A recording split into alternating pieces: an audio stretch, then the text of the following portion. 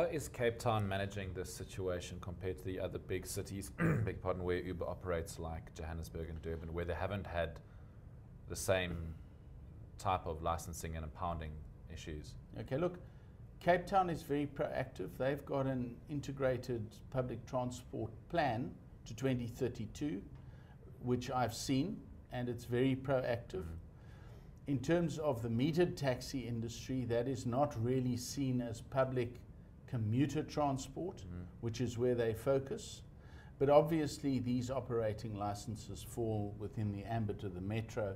So therefore the main call is going to be on the City of Cape Town to determine where there's latent demand and where there's not, and then to issue operating licenses accordingly. Okay. Do you personally, have you ever taken an Uber? What do you personally feel about the concept? I think it's a great concept. I've seen Uber drivers collect people at my home.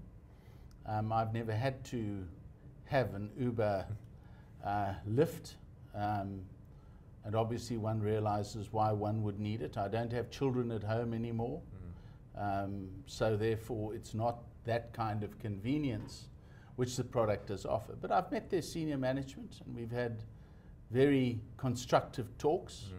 I'm for anything which grows the economy and jobs, but at the same time we must realize that we must respect the law. And when I signed on as a member of this cabinet in the Western Cape, I swore I would uphold the law.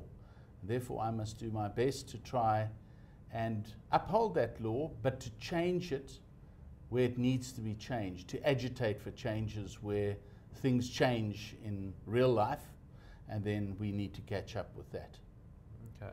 On that note, Donald, law and I guess lawlessness, let's talk about the sort of uglier side to this. There's been reports of intimidation by metered taxi drivers, against Uber drivers, claims of being unfairly targeted because they're foreign nationals, or sort of xenophobic angle. And then there's also reports of, in Joburg, of Uber drivers needing to comply with BEE, etc. What can you comment on all of that? Let me start with your last question first. I didn't ask that question of Ismail Vardy. To me, it's not a consideration. In terms of the triple BEE, I'm not aware of any legal law in terms of the model that Uber is using, which would force them down that road. I'm not saying that that won't happen in future, but currently that's not the case. And the other question you asked me was?